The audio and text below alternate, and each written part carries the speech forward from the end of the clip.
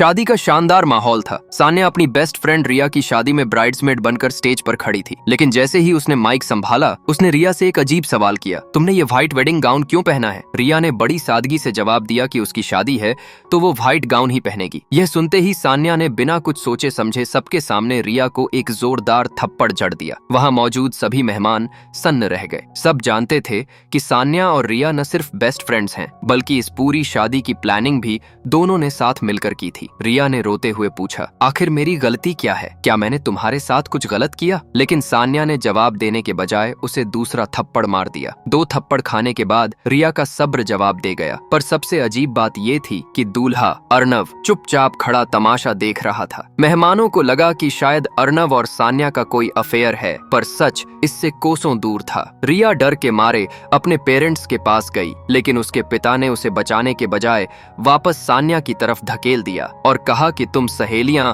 अपना मामला खुद सुलझाओ। सान्या ने फिर हाथ उठाया तो उसकी अपनी माँ ने उसे रोकना चाहा और पिता ने उसे तमीज में रहने की हिदायत दी। उन्होंने धमकी दी कि अगर सान्या ने फिर हाथ उठाया तो वो उससे सारे रिश्ते तोड़ देंगे। तभी एक अजीब मोड़ आया। रिया के माता पिता सान्या का सपोर्ट करने लगे। उन्होंने कहा, सान्या बेवजह हाथ नहीं उठाती, उसका दिल दुखा होगा। अगर उसने 2-4 थप्पड़ मार भी दिए तो क्या हुआ? रिया चिल्लाई, मम्मी, पापा, आखिर आपकी सगी बेटी कौन है? लोगों को लगा शायद ये हॉस्पिटल में बदले हुए बच्चे हैं, पर असलियत ये भी नहीं थी। सान्या ने साफ कह दिया कि चाहे घर वाले रिश्ता तोड़ दें, पर वो ये थप्पड़ मार कर रहेगी। रिया ने सहानुभूति बटोरने के लिए अपनी प्रेगनेंसी का बहाना बनाया, पर सान्या पर इसका कोई असर नहीं हुआ। जब रिया ने अपने सास ससुर से मदद मांगी तो सान्या ने सीधा बिजनेस का दांव खेला। उसने धमकी दी कि अगर किसी ने उसे रोका तो वो उनके ग्रुप में किया गया 100 करोड़ का इन्वेस्टमेंट वापस ले लेगी। पैसा डूबने के डर से ससुर ने तुरंत कह दिया, सान्या जी, आपको जो करना है करिए, बस जान मत लीजिएगा। सास ने तो वेटर से कहकर रिया को पकड़वा दिया